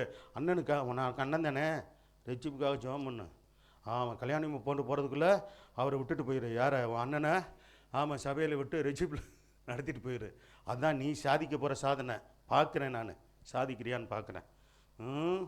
விடமாட்டார் போல் இருக்கு இந்த பாஸ்டரை விடுறதுக்கு. சரி பாருங்க. சரி, என் பலநாய் கர்த்தாவில் அனுபவிக்கிறேன். சங்கீதம் 46:1. தேவன் நமக்கு அடைக்கலம். பாருங்க, எப்படிப்பட்ட வசனம் தெரியுமா? தேவன் நமக்கு எப்படி இருக்கிறாரு? அடைக்கலம். அடுத்து எப்படி இருக்கிறாரு? ரெண்டாவது பலனும். ஆபத்து காலத்தில் அனுகூலமான துணையாக இருக்கிறார். தேவன் நமக்கு அடைக்கலம், ரெண்டாவது பலன், ஆபத்து காலத்தில் அனுகூலமான துணையாக இருக்கிறார். இந்த அருமை புரியல எனக்கு, பாரம்பரிய கிறிஸ்தவர்களுக்கெல்லாம் புரியல. சோத்திரம். புனிதர்கள் நோக்கி ஜபிக்கிறேன், மனிதர்கள் நோக்கி ஜபிக்கிறேன். எங்களுக்காக வேண்டிக் கொள்ளுங்கள், எங்களுக்காக வேண்டிகள். எங்கெங்க வேண்டிக் கொள்வாங்க? வேதத்தில் எந்த ஒரு இடத்துலையாவது சோத்திரம் ஏசப்பா சொன்னாரா? கர்த்தர் சொன்னாரா? புனிதர்கள் நோக்கி வேண்டிக்கொள், மனிதர்கள் நோக்கி வேண்டிக்கொள்னு சொன்னாரா? உயிரோடு இருக்கிற வரைக்கும் ஊழியக்காரன் ஜபிச்சா சோத்திரம் அந்த ஜபத்துக்கு பதில் வரும். மனிதர்கள் ஒருவருக்கா ஒரு உயிரோடு இருக்கிற வரைக்கும் தான் ஜபிக்க முடியும். அவங்களாம் செத்து போனவங்க, இறந்து போனவங்க, மரித்து போனவங்க. ஆனால் மரித்தேன் ஆனால் உதவு, சதகாலங்களும் உயிரோடு இருக்கிறேன்னு சொன்னவர் நம்முடைய கர்த்தராகிய இயேசு மட்டுமே. அல்லேலூயா சொல்லுங்க. அவர் தாங்க உயிரோடு இருக்கிறவர். அவர் ஜபத்துக்கு எப்போதும் பதில் கொடுப்பார். ஏன்னா அவர் தேவனாக இருந்தவர், நமக்காக மனித அவதாரம் எடுத்து வந்து மனுக்குள்ள மீட்புக்காக ரட்சிப்பை கொடுத்து கர்த்தர் நமக்காக ரத்தம் சிந்தி பாடுபட்டு மரித்து 3ஆம் நாள் உயிரோடு எழுந்து இன்னைக்கு பிதாவுடைய வலது பாரசத்தில் நமக்காக வேண்டுதல் செய்கிறார், பரிந்து பேசுகிறார். அல்லேலூயா. சும்மா அங்கங்கே போயிட்டு சோத்துற என்ன பண்ணக்கூடாது. அந்த கோயிலுக்கு போனால் நல்லாயிருக்கும். ரசிக்கப்பட்ட பிற்பாடும் கூப்பிடுவாங்க. சோத்துறோம் போய் மாட்டிக்கிறாங்க சில பேர். நீங்கள் விடுதலை போது நான் பார்த்தேன், எனக்கு மனசு துக்கமாக இருந்தது. உண்மையை சொல்லிடுறேன். சோதரன், ஆண்டவருடைய பிள்ளைகள் ரசிக்கப்பட்டவங்களுக்கு ஏன் இந்த பாடு? எதுக்கு இந்த மாதிரி போராட்டம், பிசாசின் போராட்டம் இருக்குது? இடம் கொடுக்கறதுனால நாளைக்கு சொல்கிறேன், உண்மையை சொல்கிறேன். நீங்கள் இடம் கொடுக்காதீங்க, அதுக்கிட்ட சூழ்நிலைக்கு நீங்களே போயிடாதீங்க. கடைசியில் அடுத்தடுத்து போனீங்கன்னா ஒரு பக்கம் விடுதலை கிடைக்கும், இன்னொரு பக்கம் என்ன வரும்? விடுதலை கிடச்சிருச்சு, மறுபடியும் நீங்கள் இடம் கொடுத்தீங்கன்னா மறுபடியும் சத்துரு வந்து உட்காந்துக்குருவான். அது உட்காரும்போது வேதம் சொல்லுது, போன ஆவி என்ன செய்யுமா, 7 பேரை கொண்டு வந்து உள்ளே உட்காந்துருமா. அந்த பாதிப்பில் வேதத்தில் இருக்குமா? ஏமா படிச்சிருக்கீல? ஒருத்தர் இடத்துல போன அதாவது ஜெபித்து விலைக்கின ஆவி போயிடுச்சுன்னா, அதான் அர்த்தம். போயிடுச்சுன்னா அங்கே இந்த இடம் வெறுமையாக இருக்கக்கூடாது. பரிசுத்த ஆவியானால் தேவனுடைய வசனத்தினால நம்ம நிரப்பப்படணும். தேவனுடைய துதியினால், வசனத்தினால, அபிஷேகத்தினால நாம் நிரப்பப்பட்டு நம்ம காத்துக்கொள்ளணும். இல்லைன்னா என்ன ஆகும்? 1 போனது 7 கொண்டு வந்துடும். 7 + 1 எத்தனை? 8 உள்ளே இருந்துக்கிட்டு குடைச்சல் கொடுக்க ஆரம்பிச்சோம். ஒருத்தருக்குள்ள 6000 பிசாசு இருந்துச்சுன்னு சொல்லப்பட்டிருக்கு. எவ்வளோ வேதனைப்பட்டுருவான் பாருங்க. அவன் என்னெல்லாம் பண்ணான்றது பைபிளில் இருக்குது. நேரம் இல்லை நமக்கு. நல்ல சத்தியங்களை சொல்ல வைக்கிறாரு, நல்லா கவனிக்கிறீங்க. சோத்திரம், கவனத்தோடு நம்ம நடந்து கொள்வோமாக. அல்லேலூயா. சோத்திரம். சரி, இப்போ நிலைநிறுத்துதல். 2 நாளாகமும் 20 வேகமாக போங்க. 2 நாளாகவும் 20ஆம் அதிகாரம் 20வது வசனம் வாசிங்க. யோசபாத்தின் காலத்தில் நடந்த சம்பவம் என்ன? சோத்திரம் பாருங்க. சத்துருக்கள் பயங்கரமான 3 கூட்டத்தார் வந்துட்டானுங்க. யோசபாத்து ராஜா நல்ல ராஜா, பக்தி உள்ள ராஜா. சோத்திரம். அவன் அந்த மனுஷனால் உண்மையை அறிஞ்சான். கடைசியில் என்ன செஞ்சான்? உபவாசம் போட்டு ஜெபம் பண்ணுன்னு கூப்பிட்டான். உபவாசித்து எல்லா யூதர்கள்லாம் ஜெபிச்சாங்க. சோத்திரம். அப்போ கர்த்தர் சொன்னார், போ, இந்த யுத்தம் கர்த்தர் என்னுடையது. அல்லேலூயா. ஊழியக்காரன் மூலமாக பேசினார். சரி, வாசிக்கலாம். எழுந்திருந்து என்ன செஞ்சாங்க? அதிகாலையில் எழுதுகிற பழக்கம் இருக்கா? அதிகாலையில் எழுந்து தேவனை துதிங்க, தேவனை தேடுங்க, சோத்திரம் பண்ணுங்க, ஜெபம் பண்ணுங்க. ஆமாம், பரிசுத்தவான்கள் வேதம் முழுவதும் பாருங்க, அதிகாலையில் எழுந்து பழகி இருக்கிறாங்க. சோத்திரம். சரி, அடுத்து தெக்கோவாவின் வனாந்தரத்துக்கு போக புறப்பட்டார்கள். புறப்படுகையில் யூதா ஜனங்களுக்கு சொல்றா பாருங்க, எருசலேமின் குடிகளுக்கும் சொல்றாரு. என்ன சொல்றாரு? கேளுங்கள். யாரை நம்பணும்? எந்த மனுஷனை நம்பக்கூடாது. சோத்திரம். தேவனாய கர்த்தரையே நாம் நம்புவோமாக. அல்லேலூயா. அடுத்து யாரு? அப்பொழுது இப்போ கர்த்தரை நம்புனா நிலைப்படுவோம். இன்னைக்கு நிலைப்படுகிற குறித்தான் பார்க்குறோம். அடுத்து அவருடைய தீர்க்கதரிசிகளை, ஊழியக்காரரை இந்த இடத்துல நம்ப சொல்றாரு பாருங்க. அவங்களாம் பக்தி உள்ள ஒரு தேவனுடைய மனுஷங்க.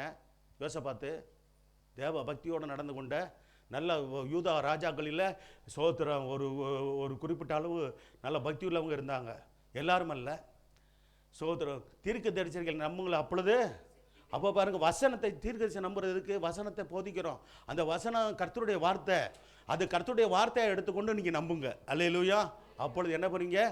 சித்தி பெறுவீர்கள். என்ன அர்த்தம் சொல்லுங்க, விளக்கம் சொல்லுங்க பாப்பா. வெற்றி பெறுவீர்கள் அர்த்தம். அல்லேலூயா. சரி, தெரிஞ்சது சொல்லிடுச்சு பிள்ளை. சொல்லி சித்தி பெறுவீர்கள். அல்லேலூயா. வெற்றி பெறுவீர்கள் அர்த்தம். அப்போ இங்கே சொன்னது இன்றைக்கும் மாறாத சத்தியம்தான். கர்த்தரை நம்புனா நிலைப்படுவோம். சோத்திரம். தீர்க்க தரிசிகளாய் ஊழியக்காரர்கள் யாருங்க? தீர்க்க தரிசனமாக வார்த்தையை போதிக்கிறவன் தீர்க்கதரிசி. கர்த்தருடைய வார்த்தையை தீர்க்க தரிசனமாக போதிக்கிறவர்கள். இங்கே வந்தாரே அவர் ஒரு தீர்க்கதரிசி தான். அவன் மகனேன்னு சொன்னாரா? யாரையாவது? யார் அவர்? யார்? இந்த விடுதலை ஊழியத்துக்கு வந்தாரே சோத்திரம். அவர் பேர் என்னது? மறக்க முடியாத பேர் தான், ஆரோன் விஜய். உங்களுக்கு விஜய்ன்றா நிறைய பேருக்கு பிடிக்குமே. சரி, இருந்துட்டு போங்க. ஏசப்பாவை பிடிச்சாதான் நல்லா இருப்போம். நம்ம நடிகை நம்பிக்கிட்டு இருந்தோம்னா வீணாக போயிடுவோம். அல்லேலூயா. ஆமாம், கர்த்தர் சொல்கிறாருன்னு சொல்லிடுறேன். ஏதோ ஓட்டு போட்டிங்களோ அதோடு விட்டுருங்க. என்ன பண்ணக்கூடாது. ஆமாம், விஜய் அண்ணா கண்ணா இருந்துட்டு போட்டோம். ஆனால் கர்த்தர் சோதரம் உண்டாட்டி நீ கர்த்தரே ஆண்டவரேன்னு கூப்பிடு. அண்ணா வந்து உதவி செய்வார் ஆபத்தில். இல்லை அப்படி இருந்தால் சொல்லுங்கள், எனக்கு வந்து உதவி செஞ்சுருவாராக்கும். என் ஆபத்தில், என் கஷ்டத்தில் எனக்கு உதவி செஞ்சுருவாராக்கும். எந்த அரசியல்வாதியும் சோதனை நான் சொல்கிறேன், நம்ம ஆண்டவருடைய பிள்ளைங்க அரசியல்வாதிக்கு முக்கியத்துவம் கொடுக்கக்கூடாது. இப்படியே சொல்கிறேன், எந்த அரசியல்வாதிக்கு முக்கியத்துவம் கொடுக்காதீங்க. எந்த நடிகர்களுக்கு முக்கியத்துவம் கொடுக்காதீங்க. கர்த்தர் சோதனை, கர்த்தரை மட்டுமே. ஒரு வீட்டில் போகிறேன், கிறிஸ்தவ வீடு, நல்லா பெரிய ஃபோட்டோ. யார்? மேப்டியார் ஃபோட்டோ. யார்? ஃபோட்டோ, சின்ன ஃபோட்டோ இருக்குது, இது இருக்குது. சோத்திரம். அப்படியே அவர் உட்காந்து நல்லா நல்ல சோதரம். தமிழ்நாடு முதலமைச்சர் சோ அப்படிலாம் போட்டு அப்படியே நல்லா இருக்குது, நல்லா ஆமாம் பெரிய ஃபோட்டோ. ஏசப்பாடு வசனம் இங்கே இல்லை, வசனம் இங்கே அவ்வளோ பெருசில் இல்லை. எது இருக்குது? அது இருக்குது. அவர் தான் காப்பாற்ற போகிறாரா? வருகிற ஆபத்து நாசங்கள் மோசங்களில் காப்பாற்றுவாரா? ஏங்க அதெல்லாம் ஏங்க? சோத்திரம் இருக்குதா? ஒரு இது இருக்குதா? சரி ஓட்டப்போட்டோமா முடிஞ்சு போச்சு நம்ம வேலை. சோத்திரம் வீட்டிலலாம் யார் வீட்டிலலாம் அப்படி பெரிய ஃபோட்டோவாக வச்சுருக்கீங்கன்னு தெரில. அப்போ தொட்டு கொடுக்க முடிவீங்க பொழுது இருக்கு. என்னை காப்பாற்று தெய்வமே, காப்பாற்றுவாரா? எவரும் காப்பாற்ற மாட்டார், எந்த அரசியலாக காப்பாற்ற மாட்டார். சோத்திரம் அது பொதுவாகவே சொல்லிடுறேன். அதனால வேண்டாம். கர்த்தர் சோத்திரம் உண்டாகட்டும். ஏன்னா அந்த அளவுக்குலாம் போகக்கூடாதுன்னு சொல்கிறேன் நான். வேண்டாம் சோத்திரம். சரி, அடுத்து உபாகமம் 28:9 வாசிங்க. நம்ம வீட்டில் தேவனுடைய வசனம் மட்டுமே இருந்தால் அதுதான் அந்த ஆசீர்வதிக்கப்பட்ட வீடாக இருக்கும். அல்லேலூயா. கர்த்தர் நம்ம வீட்டில் தகப்பு அவர் ஆளுகை செய்கிறாரா, அவர் நம்ம வீட்டுக்கு ஆண்டவராக இருக்கிறாரா, தலைவராக இருக்கிறாரான்னு பார்க்கணும். வேறு யாரும் தலைவராக நம்ம வச்சிடக்கூடாது. ஸோ அந்த சகோதரன் அவன் மாரி பற்று எந்த அளவுக்கு பற்றுருக்குன்னா, என் தலைவர்னு ஒரு வார்த்தை சொன்னாப்புல. சரி, அந்த நேரத்தில் ஒன்றும் சொல்லலை. ஆனால் நல்ல தம்பி, அப்படியே ஒரு வீக்னஸ் அவர்கிட்ட. சரி, இப்போ வாசிங்க. கை கொண்டு நடக்கும்போது கர்த்தர் உனக்கு ஆணையிட்டபடியே உன்னை என்ன செய்வாரா? தமக்கு பரிசுத்த ஜனமாக நிலைப்படுத்துவார். பார்த்தீங்களா? தேவனாய் கர்த்தர் என்ன காரியங்களை செய்யணும்? கர்த்தர் நிலைப்படுத்தணும்னு என்ன செய்யணுமா? முன்னாடி உள்ள 2 காரியங்களை செய்யணும். என்ன செய்யணும்? கர்த்தர் கட்டளையில் என்ன செய்யணும்? கை கொள்ளணும். அப்போ கை கொள்ளணும்னா வேதத்தை நல்லா அறிஞ்சான் தான் கட்டளை. அந்த கட்டளையில் முதல் அறியணும், அடுத்து 2வது கை கொள்ளணும், அடுத்து சொல்லப்பட்டு அவர் வழிகளில் நடக்கணும். 2 காரியங்களை செஞ்சால் என்ன நடக்கும்? கர்த்தர் உனக்கு ஆணையிட்டபடி உன்னை தமக்கு பரிசுத்த ஜனமாக, சாதாரண ஜனமாக அல்ல, பரிசுத்த ஜனமாக நிலைப்படுத்துவார். அல்லேலூயா. நம்ம ஆண்டவருக்கு எப்படி ஜனமாக இருக்கணும் சொல்லுங்கள்? பரிசுத்த ஜனமாக நிலைப்படுத்தப்பட வேண்டும். கர்த்தர் சோதரம். 3வது நீதிமொழிகள் 15:25 விதவையின் எல்லையை நிலைப்படுத்துவார். இங்கே விதவையெல்லாம் சில பேர் ஆண்டவருடைய பிள்ளையாக இருக்கிறீங்க, உங்களுடைய எல்லையை கர்த்தர் நிலைப்படுத்துவார். அல்லேலூயா. உங்கள் வீட்டை, உங்களுடைய சொத்தை யாரும் என்ன பண்ண முடியாது, மோசம் பண்ண விட மாட்டார். சோத்து நல்ல கவனிங்க. விதவைகளுக்காகவும் திக்கட்டவர்களுக்காகவும் பயங்கர வைராக்கியம் உண்ட தேவன் என்ன செய்யணும்? என்ன ஒரு இடத்துல சொல்லியிருக்காரு தெரியுமா? நீ விதவைக்கோ நீ திக்கட்டவர்களுக்கோ நீ தீங்கு செஞ்சால் உன்னை கொல்லுவேன் இருக்கிறாருங்க. பைபிள் அப்படி வசனம் இருக்குது. அதனால் ஆண்டவருடைய பிள்ளைங்க நீங்கள் பாருங்கள், அப்படி தீமை இந்த விதவைகளுக்கும் திக்கட்டவர்களுக்கும் தீமை செய்கிறவர்களுடைய நிலைமையை பாருங்கள். கர்த்தர் சோதரன் பயங்கரமான அழிவு அவர்களுக்கு வரும். ஏன்னா அவங்களாம் திக்கட்டவர்கள், வழி தெரியாதவர்கள், விதவைகளாக வாழ்க்கிறவங்க. அவங்களுக்கெல்லாம் வாழ்க்கை துணை இல்லை. சோதரம் அப்படிப்பட்ட தேவனை நம்பி இருக்கிற ஜனங்களுக்கு விரோதமாக யார் தீமை செஞ்சாலும் தேவன் பொறுத்துக்கொள்ள மாட்டார். தெரியுமா உங்களுக்கு? சரி, நீதிமொழிகள் 24:3 வாசிச்சா? விதவையின் எல்லையை நிலைப்படுத்துவார். நீதிமொழி எந்த வீட்டை? அகங்காரியின் வீட்டை என்ன செய்வாரா? ஆண்டோருடைய பிள்ளைகள் அகங்காரிகளாக இருக்கக்கூடாது. அல்லேலூயா. சிலர் அடக்க முடியாது தெரியுமா? கோபம் வந்தா அப்படின்வாங்க. என்னது? அந்த ஆவி இறங்கின மாதிரி நடந்து கொள்வாங்க. என்னது சோதரன்? அது என்னவா ஆவியா நீங்கள் தெரிஞ்சு கொடுங்க. எல்லாம் நீ அதுலேருந்து வந்தவங்க தானே, அப்படியேனுங்க அப்படி நிற்கும். அப்படி ஆமாம். அந்த ஆவி பிடிச்சிருக்கிற ஆளுங்க என்ன செய்வாங்க சொல்லுங்களேன்? என்னவா? அகங்காரிகளாக இருப்பாங்க. சோதரன் அந்த ஆவிக்கெல்லாம் இடம் கொடுக்கக்கூடாது. அல்லேலூயா. ஆமாம். சோதரன் எவ்வளோ தான் கோபம் வந்தாலும் கட்டுப்படுத்தணுங்க. என்ன சொல்லுங்கள்? கோபத்தை என்ன செய்யணும்? கட்டுப்படுத்தணும். சும்மா வடக்காக இதுக்கு மேலே நானும் அப்படியெல்லாம் சோதரம் அப்படி முரட்ட ஆளுகளை இது பேசுகிற ஆளுகள், அதாவது கோபம் உள்ளவர்களை அவங்க சொல்லி வச்சுருக்காங்க. கோபம் இருக்கிற இடத்துல தான் என்ன இருக்குமா? ஆமாம், குணம் இருக்கும். கோபம் வருங்க, அதை அடக்கணும். நம்ம வேதம் என்ன சொல்லுது? சூரியன் அஸ்தமிக்கிற கோபம் தணிஞ்சிடணுமே. தொடர்ந்து வருஷக்கணக்கில் இருந்துச்சுன்னா, வருஷக்கணக்கில் இருந்துச்சுன்னா சோதனை. அப்படிப்பட்ட ஆளுகள் தான் அகங்காரிகள் ஆகிடுவாங்க. நம்ம சபையில் அப்படிப்பட்ட ஆளுகளை நான் பார்த்ததில்லை, பார்க்காத சோதரம் இனியும் பார்க்காத இருக்க கர்த்தர் கிருபை செய்வாராக. அல்லேலூயா. அப்படிப்பட்ட எச்சரிப்பு இருக்குது. கிறிஸ்தவர்களாக இருந்தாலும் விட மாட்டாருங்க. அப்படிப்பட்ட அகங்காரிகளாக இருந்தால் அடக்க முடியாதபடிக்கு யார் பெரியவங்க சொன்னாலும் சில பேர் கேட்க மாட்டாங்க தெரியுமா? ஆமாம், வச்சு அடக்க முடியாது, அவங்கள கண்ட்ரோல் பண்ண முடியாதுங்க. அப்படிப்பட்ட ஆளுகளை நான் பார்த்துருக்குறேன். புருஷனெல்லாம் வாடாபடான்ற ஆளுகள்லாம் உண்டு. நீங்களும் அப்படி தங்கமான கணவனை மதிக்கிற நல்ல சகோதரிகள். அல்லேலூயா. ஆமாம், அதிகபட்சமாக வாப்போன்னு சொல்லுவீங்க, அதாவது பரவாயில்லன்னு நான் பார்த்துருக்குறேன். சில பல இடங்களில் பார்த்துருக்குறேன். சென்னையில் தான் அந்த பழக்கம். மற்ற பகுதியில் வந்து வாங்கோ போங்கோ. அதான் நான் அங்கே போனுக்கு போது சொல்லியிருந்தேன். யார் எப்பா சகோதரம் இப்போ கணவன் மனைவி சொன்னேன், கணவன் வந்து வாப்போன்னு சொன்னாலும் நீ என்ன செய்யக்கூடாது, கணவனை மரியாதையாக என்ன சொல்லணும், பேசணுமா, கணவனை மதிக்கணும். அதுக்கு தான் பயபக்தியாக இருக்க கடவுள்னு சொல்லப்பட்டிருக்கிறது. மதிக்கணும், அவனுக்கு கனப்படுத்தி நடத்தணும். கணவரை உனக்கு தலையாக அவர் வச்சிருக்கிறாரு, நீ எப்படிப்பா சொல்லுவ, வாங்க போங்கன்னு சொல்லுவியா? சரி ரைட். ஆமாம், நாளைக்கு வந்து வா போன்னு சொல்லிட்டாரு அப்படின்ட்டு எனக்கு ஃபோன் வந்துச்சுன்னா எனக்கு மனசு கஷ்டமாயிடும். அல்லேலூயா. ஆமாம், என்ன வளர்த்துருக்கிறாரு உங்கள் பாஸ்டர் அப்படின்றவாங்க. பிள்ளைகள்லாம் நீ ஒரு ஆள் தான் மாட்டிக்கிட்ட. ஆனால் தப்பாக அவனு சொல்லலாமா, நல்ல ஆலோசனை தானே கொடுக்குறேன். உனக்கு இந்த வாய்ப்பு கிடைச்சிருக்கு பாரு, மற்றவங்களுக்கு கிடைக்கல பாரு. நீ பாக்கியவதி. அல்லேலூயா. சோத்திரம். சரி, விதைவின் வாசிட்டீங்களா? 15:25 அப்போ போட்டிங்களா? நீதிமொழி 15:25. அகங்காரி வீட்டை கர்த்தர் பிடுங்கி போடுவார். ஒவ்வொரு வசனத்தை நல்லா தியானிக்கணுங்க. அடுத்து நானும் அப்படி தான் தியானிப்பேன். அடுத்து என்ன சொல்லப்பட்டிருக்கிறது? விதவியின் இல்லையோ. ஆமாம், இங்கே விதவியாக இருக்கிறவங்க வெக்கப்படாமல் கைகளை உயர்த்துங்களேன். சோத்திரம். உங்கள் கணவனை இழந்தவங்க, உங்கள் எல்லையை கர்த்தர் நிலைப்படுத்துகிறவர். அல்லேலூயா. ஆமாங்க, சோத்திரம். அப்படி நல்ல கர்த்தர் நல்லவராக இருக்கிறார். நம்ம சபையில் அப்படி பலர் இருக்கிறாங்க. அவர்களுக்காக ரொம்ப நாங்கள் ரொம்ப பரிதவிப்போம். சரி, கணவர் துணை இல்லாமல் இருக்கிறாங்களே, அவங்களுக்கு நம்ம ஜெபிக்கணும். அவங்க கஷ்டத்தில் அவங்க பிரச்சனை ஒன்றுனா நம்ம அந்த பாரத்தை கொடுத்துருக்குறாங்க. ஊழியக்காரர் எங்களுக்கு கொடுத்துருக்குறாங்க. அதே போல் எல்லாரையும் நாங்கள் நேசிக்கிறோம். கர்த்தர் சோதரம், கர்த்தர் நல்லவர். நீதிமொழி 24:3 வாசிங்க. இன்னும் ஒரு வசனத்தை சொல்லி முடிச்சிடுறேன். வீடு எப்படிங்க கட்டப்படணும்? ஆமாம், எனக்கு உங்களுக்குள்ள வீடை எப்படி கட்டணும்? வீடு விவேகத்தினாலே. ஒரு குடும்பத்தை எப்படி கட்டணும்? வீடுன்னு போது குடும்பத்தையும் சேர்த்து தான் சொல்லப்படும். வீடு விவேகத்தினாலே கட்டப்படும். வீடு ஞானத்தினாலே கட்டப்பட்டு, விவேகத்தினாலே 2 காரியங்கள் சொல்லப்பட்டிருக்குது. வீடு ஞானத்தினால கட்டப்படணும். வீடுன்னு சொல்லும்போது என்னது, நம்ம எழுத்தின்படியான இது வீடுன்றது நினைக்காதீங்க. குடும்பத்தை குறிக்குது. குடும்பம் எதனால கட்டப்படணும்? ஞானத்தினாலே கட்டப்பட்டு விவேகத்தினாலே நிலைநிறுத்தப்படும். பார்த்தீங்களா? அப்போ நம்ம பிள்ளைகள்லாம் சோதரம் கல்யாணம் பண்ணி போயிருக்கிற பிள்ளைகள்லாம் அவங்க வீட்டை ஞானத்தினாலே கட்டி விவேகத்தினாலே நிலைநிறுத்துவார்களாக. அல்லேலூயா. ஆமாம், நல்ல பேர் சாட்சியை வாங்கணும். சோதரம் எங்களுக்கு அதாங்க, வேற ஒன்றும் எங்களுக்கு என்ன காணிக்க கொடுங்க அது என்ன கேட்க போகிறோமா?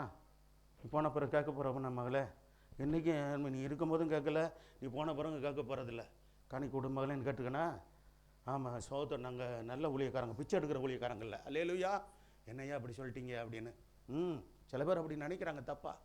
சோத்திர ஊழியக்காரங்கிட்ட காணிக்க வாங்கினா அவங்க ஏதோ சோத்திரம் கொடுக்குறவங்க பெரிய என்னது. ஆமாம், சோத்திரம் யாரும் மாதிரியும் அப்படி காணிக்க வாங்குறவங்க அப்படிலாம் தப்பான எண்ணம் யாருக்குள்ளே வச்சுக்கிறாதீங்க. சோத்திரம் சில இடங்கள்லாம் சொல்லியிருக்கிறாங்க, சில இடங்கள்லாம் சாட்சியை நாங்கள் கேட்டிருக்கிறோம். நாங்கள் கொடுக்குற காணிக்கலால தானே அவங்க வாழ்கிறாங்க அப்படின்னு சில பேர் பேசிக்கிறாங்க. யார் நம்ம சபையார் இல்லை. அல்லேலூயா. நல்லா உண்மையை சொல்கிறேன். பல சபையில் சொல்கிறதுலாம் கேள்விப்பட்டிருக்காங்க. தப்பு, ரொம்ப தப்பாக நினைக்கிறாங்க. சோத்திரம். அதை எங்களுக்கு சம்பளமாக நீங்கள் கொடுக்குற தசமாக காணிக்கை சம்பளமாக அதை ஆசீர்வதித்து கர்த்தர் எங்களுக்கு கொடுக்குறார். நீங்கள் கொடுக்குறதுனால உங்களை ஆசீர்வதிக்கிறார். அல்லேலூயா. பல மடங்காக திருப்பி தருகிறார். இந்த சத்தியம் புரியல அன்றைக்கி ஜனங்களுக்கு. கர்த்தர் சோத்திரம் உண்டாகட்டும். அப்போ ஊழியக்காரனை என்ன நினைக்கிறது, இப்படி நினைக்கிறதுனால தான் அப்படி ஆளுகள் கீழே போயிட்டே இருப்பாங்க. நல்ல புத்தி இருந்துச்சுன்னா, நல்ல எண்ணங்கள் வந்துச்சுன்னா அவங்களும் ஆசீர்வதிக்கப்பட்டு உயர்த்தப்படுவாங்க. சோத்திரம். பெற்றுக்கொள்கிற நாங்களும் ஆசீர்வதிக்கப்படுவோம். அல்லேலூயா. சோத்திரம். நாங்கள் யார்ட்டையும் கை நீட்டி சோத்திரம் இது இவ்வளோ கொடுங்க அவ்வளோ கொடுங்கன்னு கேட்குறவங்க இல்லை. சோத்திரம். தேவனுடைய கட்டளை இருக்குது, கீழ்ப்படிஞ்சு காணிக்க போடுறீங்க. நீங்கள் எவ்வளோ போடுறீங்கன்னு நாங்கள் கேட்குறோமா? எவ்வளோ கொடுக்குறீங்கன்னு கேட்குறோமா? எவ்வளோ சம்பளம்னு நாங்கள் கேட்கறது இல்லைங்க இது வரைக்கும். 26 வருஷம் ஊழியம் செய்கிறேன். எந்த விசுவாசிக்கிட்டையும் உங்களுக்கு வருமானம் எவ்வளவு, உங்களுடைய சம்பளம் எவ்வளோன்னு நான் இது வரைக்கும் கேட்டதில்லை. சில சபையில் சில ஊழியக்காரங்களை கேட்குறாங்க, எவ்வளோப்பா சம்பளம் உங்களுக்கு, எவ்வளோ பிரதர் சம்பளம், எவ்வளோ சிஸ்டர் சம்பளம் வாங்குறீங்க? இது ஊழியக்காரன் அது கேட்கவே கூடாதுன்னு நான் நினைப்பேன் நான். சோத்திரம். சரி, என்னுடைய கருத்து அப்படி. சரி, மற்றவருடைய கருத்து எப்படியோ சரி இருக்கட்டும். அடுத்து பார்த்தீங்களா, கர்த்தருக்கு மகிமை உண்டாகட்டும். ஏசியா 44:26 இதோட முடிக்கிறேன். உன் மீட்பரும் ஏசியா 44:26 அதான்ப்பா வசனம். நல்ல வாசிப்பா. அந்த வசனம் தான். நான் என் ஊழியக்காரன் வார்த்தையை நல்ல கவனிங்க. இது எங்களுக்கு ஊழியக்காரர்களுக்கு எங்களுக்கு கொடுத்த கிருபை. என்னது? கர்த்தர். நான் கர்த்தருடைய ஊழியக்காரனா? எத்தனை பேர் நம்பி இருக்கிறீங்க? எத்தனை பேர் விசுவாசிக்கிறீங்க? ஹல்லேலூயா. நாங்கள் கர்த்தருடைய ஊழியக்காரர்களே. ஹல்லேலூயா. ஊழியக்கார குடும்பமே, நான் என் ஊழியக்காரன் வார்த்தையை என்ன செய்வேன் சொல்கிறார், நிலைப்படுத்தி.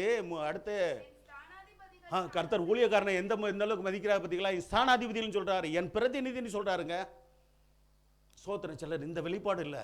கர்த்தருடைய ஊழியக்காரங்க யாருன்னா அவருக்கு நாங்கள் நல்ல கவனிங்க, நாங்கள் அவருடைய வேலைக்காரர்கள், உங்களுக்கு அல்ல. ஹல்லேலூயா. உங்களுக்கு அன்பினாலே நாங்கள் ஊழியம் செய்ய தெரிந்து கொள்ளப்பட்ட பாத்திரம். ஹல்லேலூயா. ஆமாம். ரெண்டாவது ஸ்தானாதிபதி, அவருடைய ஸ்தானாதிபதி நாங்கள் அவருடைய பிரதிநிதிகள். இது தெளிவாக நமக்கு வேணும். ஆலோசனை என்ன செஞ்சு நிறைவேற்றி குடியேறுவா என்று எருசலேமுக்கும் என்று யூதாவின் பட்டணங்களுக்கு சொல்லி அவைகளின் பாழான ஸ்தலங்களை எடுப்பிப்பவர். ஹல்லேலூயா. ஆமாம். கர்த்தர் எப்படிப்பட்ட வாக்குத்தத்தம் கொடுக்குறார். ஆகவே ஆண்டவர் தம்முடைய ஊழியக்காரன் வார்த்தையை நிலைப்படுத்துகிறார், இன்னைக்கு நிலைப்படுத்துகிறார். சரி, ஜெபம் பண்ணுவோமா? எழுந்து ஜெபம் பண்ணுவோம். கர்த்தாவே, இந்த நாளிலே சகல கிருபை பொருந்திய தேவன் தாமே எங்களை பலப்படுத்தி நிலைநிறுத்துவீர் என்று வாக்கு பண்ணி இருக்கிறீர். ஆண்டவரை ரட்சிப்பின் பலனை தந்ததுக்காய் ஸ்தோத்திரம் என்று சொல்லுவாங்க. ஹல்லேலூயா. பரிசுத்தாவியினாலே பலனை நீ தருகிறதுக்காய் ஸ்தோத்திரம். ஆண்டவரை நீதிமானின் ஊக்கமான வேண்டுதல் பலன் உள்ளதாக இருக்கிறது என்று சொன்னீர், அதற்காய் ஸ்தோத்திரம். கர்த்தர்கள் மகிழ்ச்சியாக இருப்பதே எங்களுடைய பலன் என்று சொல்லி வேதத்தில் வாசிக்கிறோமே.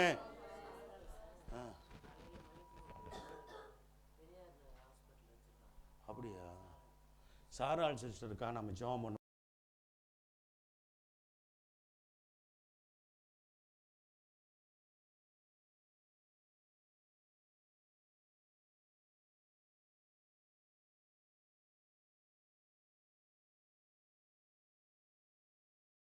ஸ்தோத்திரம். ஆண்டவரே, ஒருமனப்பட்டு ஆண்டவரே நாங்கள் ஜெபிக்கிறோம். சகோதரி ஆண்டவரே மக்கு ஸ்தோத்திரம். ஆண்டவரே ஹல்லேலூயா. சகோதரியை பலப்படுத்துங்க ஆண்டவரே. ஆண்டவரே ஸ்தோத்திரம் ஐயா. எங்கள் இந்த சகோதரியுடைய மகளுக்கு எங்கேஜன் முடிஞ்சு அடுத்த மாதம் 30ஆம் தேதி கல்யாணம் இருக்கிறது. ஆண்டவரே ஸ்தோத்திரம் ஐயா. ஏற்கனவே அந்த சகோதரிக்கு வந்த பாதிப்பிலிருந்து அந்த சகோதரியை பாதுகாத்த தேவன், காப்பாற்றின தேவன், இந்த பலவீனத்திலிருந்து அவர்களுக்கு பரிபூர்ண சுகத்தை கொடுத்து எதை குறித்து கலங்காதபடி கர்த்தரனை நடத்துவார் என்று விசுவாசத்தோடு கூட ஆண்டவரே சகோதரி ஆண்டவரே முன்னேறி செல்ல உதவி செய்யுங்கப்பா. சோத்திரம் ஐயா. ஜபத்தை கேளும் ஆண்டவரே, பதிலை தாரோ. ஒருமனப்பட்டு ஜபிக்கிறோம், சபையா ஜபிக்கிறோம். கர்த்தர் நீ துணை செய்கிறதுக்காய் நன்றி சொல்லுகிறோம். ஆண்டவரே அப்பா நமக்கு ஸ்தோத்திரம். கர்த்தாவே பக்கத்தில் உள்ள கையை பிடிச்சி கொள்ளுங்க. கர்த்தாவே நாங்கள் ஒருமனப்பட்டு ஜபிக்கிறோம். ஆண்டவரை ஒருமனப்பட்டு ஜபிப்போம். ஹல்லேலூயா. தகப்பனே உடைய கரம் ஆண்டவர், பலத்த கரம், ஆணி பாய்ந்த கரம் ஆண்டவரே இப்பொழுது ஆண்டவரே அந்த சகோதரி மேலே இறங்குவதாக, உடைய ரத்தம் இறங்குவதாக. ஆண்டவரே சோத்திர ஆவி ஆத்மா சரீரம் முழுவதிலும் உடைய வல்லமை இறங்குவதாக. மயக்கத்தை கொடுக்கிற, பலவீனத்தை கொடுக்கிற எல்லா மயக்கத்தின் ஆவிகளை கடிந்து கொள்கிறோம் இயேசுவின் நாமத்தினால. எல்லா பலவீன ஆவியை கடிந்து கொள்கிறோம். அப்பா எதை குறித்து கலங்காதபடிக்கு கர்த்தர் எனக்கா யாவும் செய்து நிற்பார் என்று விசுவாசத்தோடு ஆண்டவரே ஆண்டவரே உமக்குன்னு உறுதியாக நிற்க கர்த்தர் கிருபை செய்து நடத்துங்க. ஜெபங்களும் பதில் தாரும். இரட்சகர் இயேசு நாமத்தில் வேண்டிக் கொள்ள நல்ல பிதாவே. கர்த்தர் நமது ஜபத்தை கேட்டு சகோதரிக்கு பூரண சுகத்தை கொடுத்து டிசார்ஜ் ஆகி வீடு வர கர்த்தர் உதவி செய்ய போகிறதுக்காக கர்த்தரை ஸ்தோத்திரம் பண்ணுவோம். சோத்திரம் சோத்திரம் சோத்திரம். என் ஆத்மாவே கர்த்தரை ஸ்தோத்திரி, என் முழு உலகமே பரிசுநாமத்தை ஸ்தோத்திரி. என் ஆத்மாவே கர்த்தரை ஸ்தோத்திரி. கர்த்தர் செய்த சகல உபகாரங்களை வருவதும் மறவாதே. ஆமென். நம்முடைய கர்த்தராகிய இயேசு கிறிஸ்துவின் கிருபையும் பிதாவாகிய தேவனுடைய அன்பும் பரிசுத்த ஆவியானுடைய அந்யோன்ய ஐக்கியமும் சந்தோஷமும் சமாதானமும் நம்முடைய கர்த்தராகிய இயேசு கிறிஸ்து மகிமையில் வெளிப்படும் மட்டும் நம் அனைவரோடும் சகல பரிசுத்தவான்களோடு என்னென்னைக்கு இருப்பதாக. அல்லேலூயா அல்லேலூயா அல்லேலூயா. Praise the lord. God bless. கர்த்தர்